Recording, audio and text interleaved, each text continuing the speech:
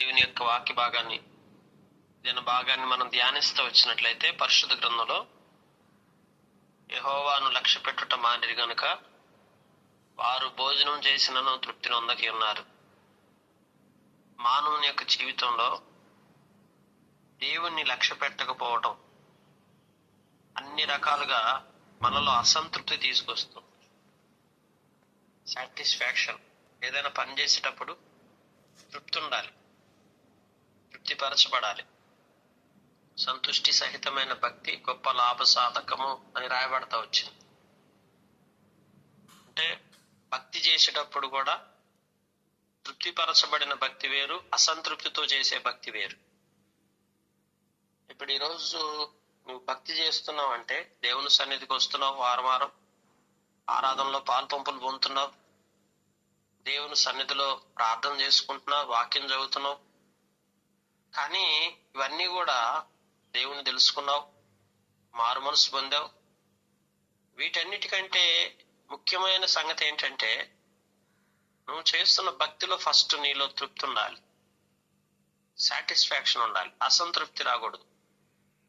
ఇప్పుడు నీలో ఎప్పుడైనా సరే ఏదైనా అసంతృప్తి బయలుదేరింది అనుకోండి, అప్పుడు ఆ భక్తికి అర్థమే లేదు. అంటే భోజనం చేస్తున్నావు, భోజనం చేసేటప్పుడు ఏమవ్వాలి?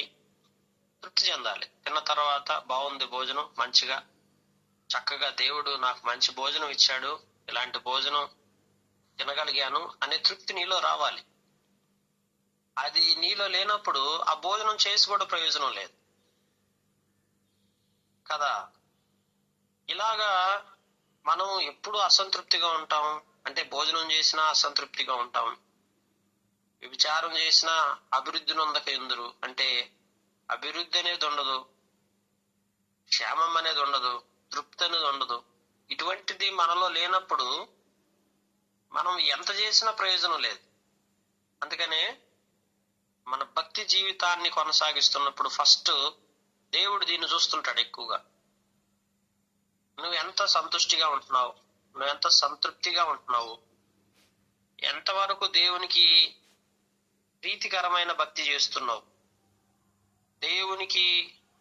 దేవుణ్ణి లక్ష్య పెట్టే మనసు నీలో ఉందా లేదా. ఒక్కసారి మనం దేవుణ్ణి లక్ష్య పెట్టకపోతే మన లక్ష్యం, మన గురి, మన యొక్క గమ్యం ఇంకా వేరే ఏదైనా ఇతరితర వాటి మీదకి వెళ్ళిపోతే నీలో స్పష్టంగా తెలిసిపోతుంది. ఏ తెలుసా? నీవు అసంతృప్తిగా ఉంటావు. నీ గురి, గమ్యము, లక్ష్యము దేవుడే అయితే, దేవుని కొరకే బ్రతకాలనుకుంటే, దేవుని రాజ్యం నువ్వు చేరాలనుకుంటే, దేవుడు నాకు కావాలి అనే మనసు నీలో ఉంటే ఒకటే గుర్తుపెట్టుకో, నీ లక్ష్యం దేవుడై ఉంటే నీ హృదయం ఎప్పుడు తృప్తి ఉంటది. ఏ పరిస్థితులు దాపురించినా, కుటుంబంలో ఎలాంటి పరిస్థితులు వచ్చినా అసంతృప్తి అనేది నీలో రాదు. వారు భోజనం చేసినా తృప్తిగా లేదు వాళ్ళకి, పైగా వ్యభిచారం చేస్తున్నారు. వ్యభిచారం చేస్తే అభివృద్ధి నొందకై ఉన్నారు. వ్యభిచార క్రియలు చేయుట చేత, ద్రాక్షారసం పానం చేయుట చేత, మద్యపానం చేతను మతి చెడిపోయారు. వాళ్ళకి మతి చెడిపోయింది. ఈరోజు వ్యభిచారం చేస్తా, మద్యపానాలు సేవిస్తా, ఇట్లాంటి వాటికి బానిసలైపోయి ఎవరైతే బ్రతుకుతారో వాళ్ళకి మతి భ్రమించింది, మతి పనిచేయట్లా. అంటే మతి పోగొట్టుకున్నారు. ఉన్న మతి, లోకంలో సామెత ఉంటది, చదివేస్తే ఉన్నమంటదా, మతి లేకుండా ప్రవర్తిస్తాడు మద్యపానం చేసి. చివరికి శరీర అవయవాలన్నీ దెబ్బతింటాయి, అనారోగ్యాలు, రోగాలు తెచ్చుకుంటాడు. మతి లేకుండా ప్రవర్తించి నష్టపోతా ఉంటాం. వ్యభిచారం అదొక భయంకరమైన వ్యసనం. కనుక ఇట్లాగా ఈ మతి చెడిపోయిన పనులు, మతి సరిగ్గా పని చేయకపోవటం, అంటే ఉన్నమతి పోవటానికి కారణం ఏంటంటే ఇవే కారణాలు. వీటిల్లోకి మనం వెళ్ళినప్పుడు ఖచ్చితంగా మనం ఆత్మీయతను కోల్పోతాం, దైవత్వాన్ని దూరం చేసుకుంటాం. తమ చేతికర్ర వారికి ఏం నేర్పిస్తుందండి? తమ చేతికర్ర సంగతి తెలియజేస్తుంది. నా జనులు ఏం చేశారు? ఈరోజు వారి చేతికర్ర వారికంట వారి జీవితంలో విచారణ చేస్తారంట.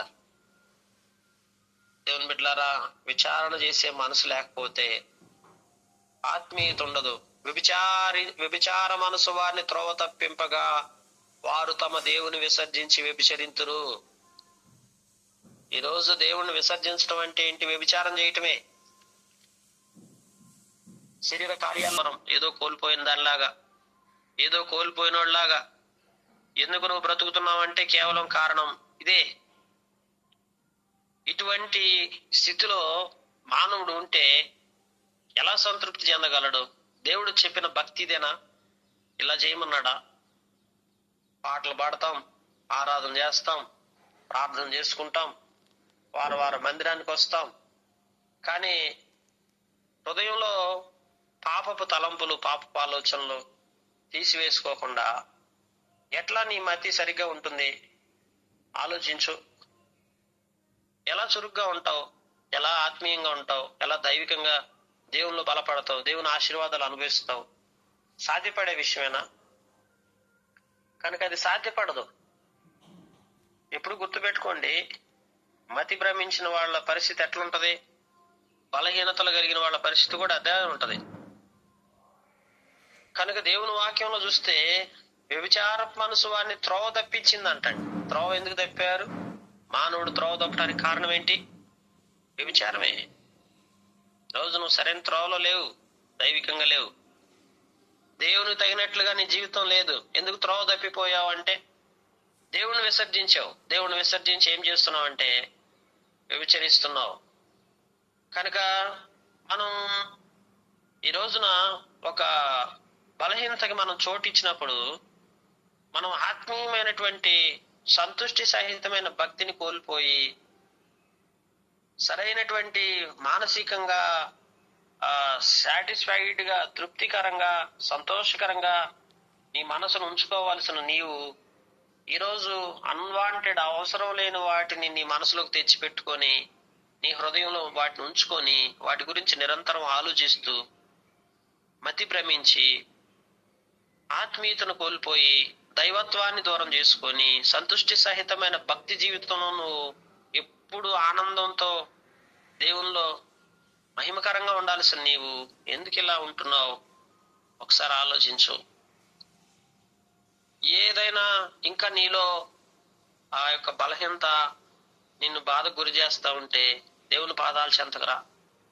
నన్ను క్షమించయ్యా, ఇంతకాలం నేను ఈ మద్యానికి బానిసనైపోయాను, ఇదిగో ఈ వ్యభిచారపు పనుల్లో నేను ఉండిపోయాను, నన్ను కనికరించు, ఇటు వాటిని నేను విసర్జించి నీ మీద నేను లక్ష్యం ఉంచుతానయ్యా, ఇక నుంచి నేను సంతుష్టి సహితమైన భక్తి చేస్తానని నువ్వు చెప్పగలిగితే దేవుడు నిన్ను బహుగా దీవించడం ప్రారంభిస్తాడు. ఉదయకాల ఆయన సన్నిధిలో ఆయన బిడలంగా మనం ఆ రీతిగా జీవించాలని దేవుడు కోరుకుంటున్నాడు. పర్వత శిఖరం మీద బల్లర్పిస్తారు, కొండల మీద దూపాలేస్తారు. శిఖరాల మీదకి వెళ్ళి బల్లర్పించిన ఉపయోగం లేదు. కొండల మీదకి వెళ్ళి దూపాలు వేసి వస్తుంటారు కొంతమంది, ఎత్తైన కొండలెక్కి. అక్కడైతే బాగుంటది అన్నట్టుగా. సింధూర వృక్షముల కింద, చినారు వృక్షముల కింద, మస్తకి వృక్షముల కింద నీడ మంచిదని అచ్చటనే దూపాలు వేస్తారు. ఎన్ని వృక్షాలండి? సింధూర వృక్షం, చినారు వృక్షం, కనబడిన చెట్లు కిందంతా పోయి ఆ చెట్లకు దూపాలు వేసి వస్తే ఉపయోగం ఏముంది? చెట్లకు దూపాలేను, శిఖరాల మీదకి వెళ్ళి బల్లర్పించను, కొండల మీదకి వెళ్ళి దూపాలు వేసి రావటం.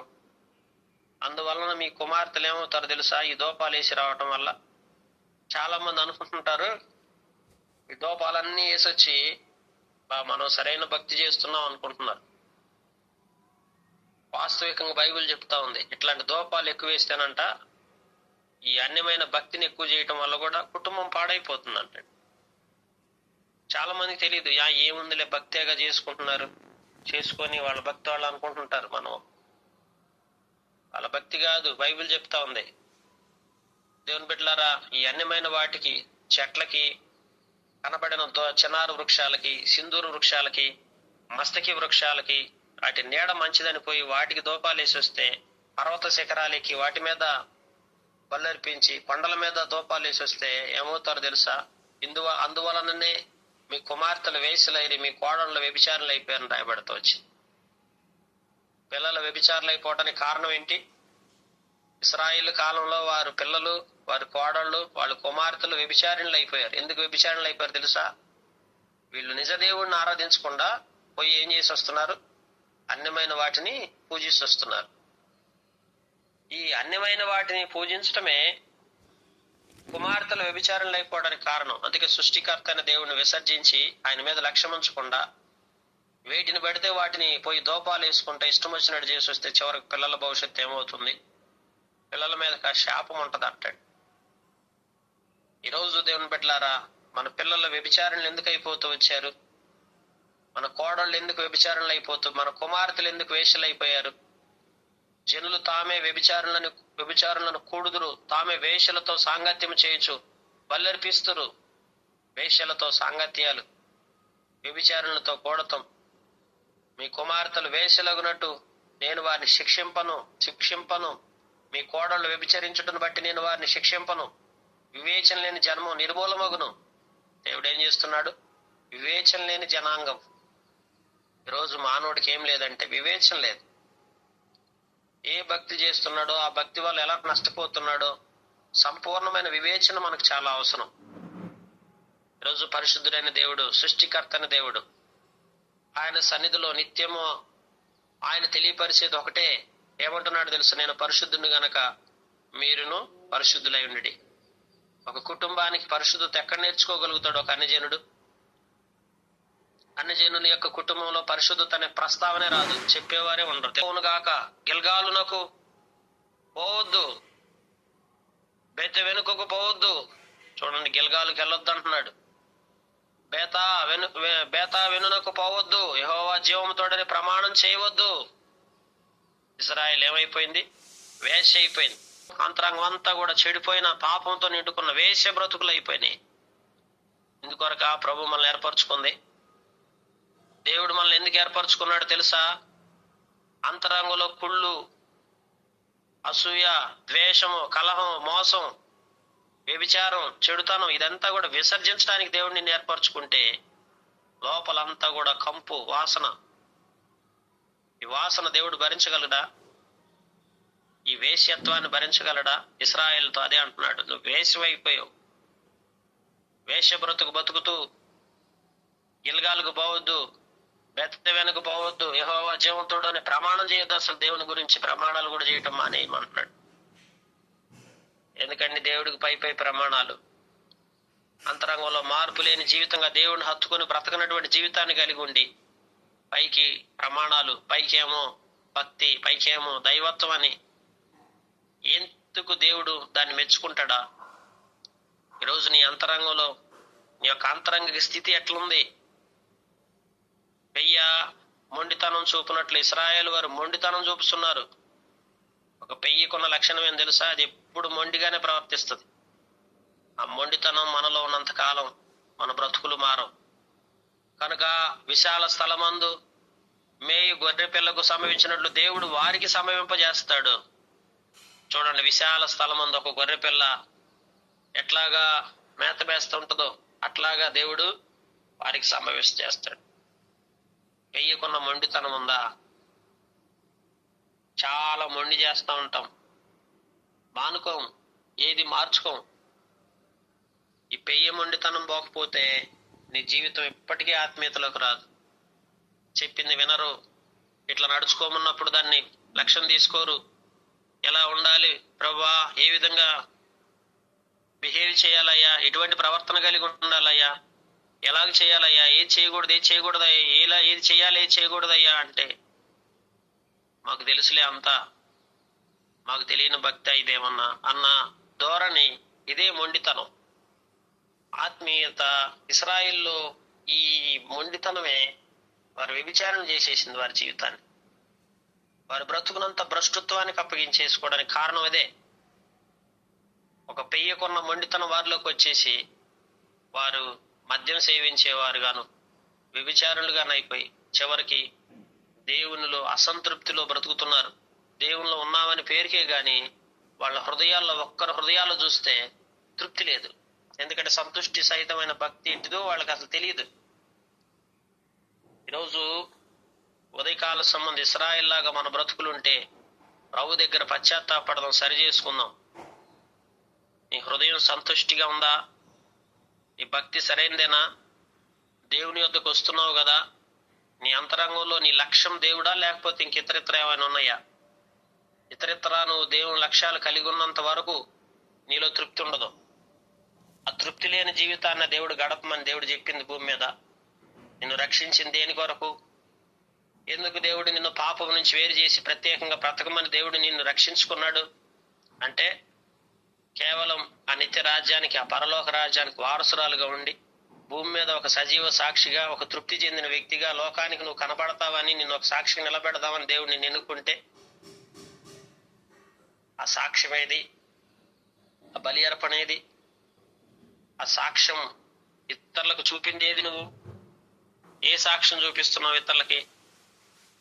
నా బ్రతుకంతా నాశనం అయిపోయింది, నా స్థితి అంతా సరిగ్గా లేదు, ఈరోజు నా పరిస్థితులు ఏం బాగలేదు, నాకు అన్ని కష్టాలే, నాకు అన్ని బాధలే, నాకు అన్ని ఇబ్బందులే, నాకు అన్ని ఇరుకులే, నాకు అన్ని శోధనలే అని ఇదే కదా నువ్వు రోజు పొద్దున్న లేస్తే అసంతృప్తితో కూడిన జీవితాన్ని లోకానికి చూపిస్తున్నావు. దేవుడు అది చూపమన్నాడా? ఎత్తి చూపమన్నాడా?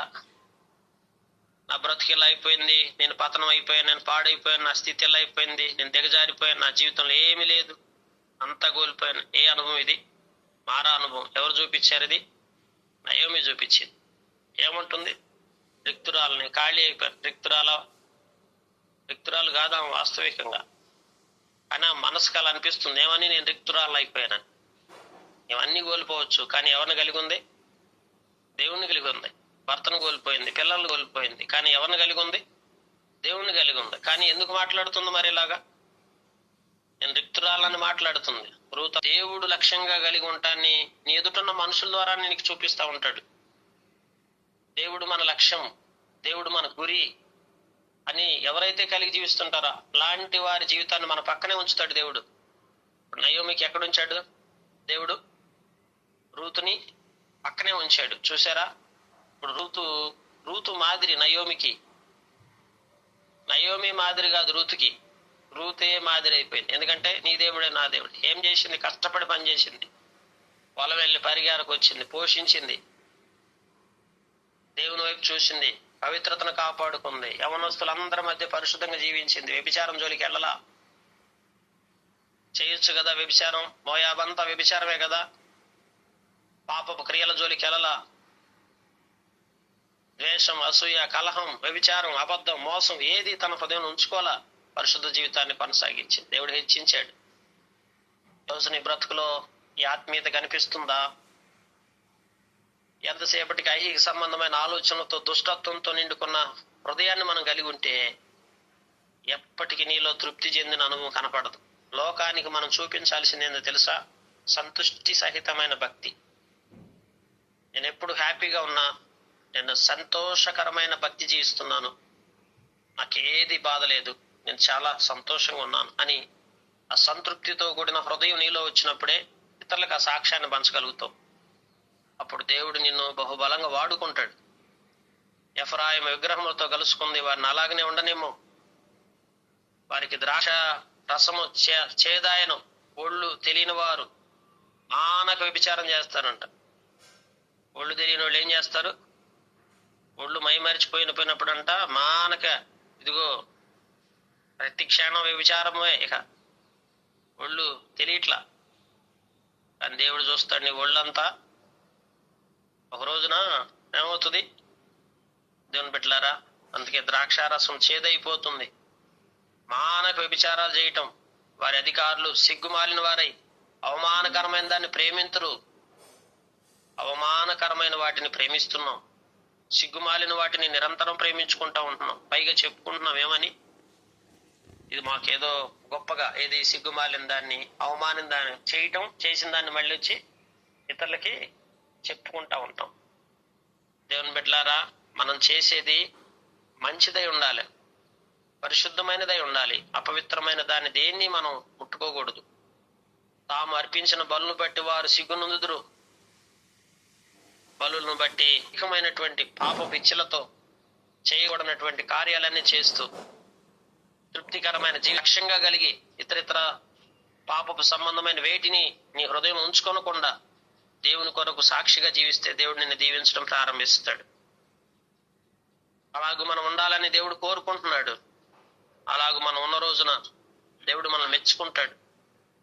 కనుక ప్రభు సన్నిధికి వద్దామా? ఒళ్ళు తెలియని వారిగా, మతిపోయిన వారిగా, మతి భ్రమించిన వారిగా ప్రవర్తించొద్దు. ఇశ్రాయేలు అంటే దేవుని జనాంగం. నువ్వు దేవుడు ఏర్పరచుకున్న వ్యక్తివి.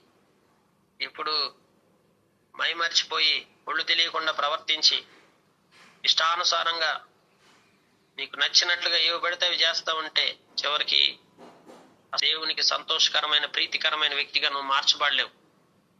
కనుక ప్రభు దగ్గరకు వద్దామా? రక్తం విమోచించబడి, పరిశుద్ధపరచబడి, సరి చేసుకొని ప్రతి విషయంలో దేవునికి ఇష్టమైన వారిగా జీవించి ఆశీర్వాదకరంగా చేయబడలా దేవుడి మాటలు దీవించునుగాక. ప్రార్థన.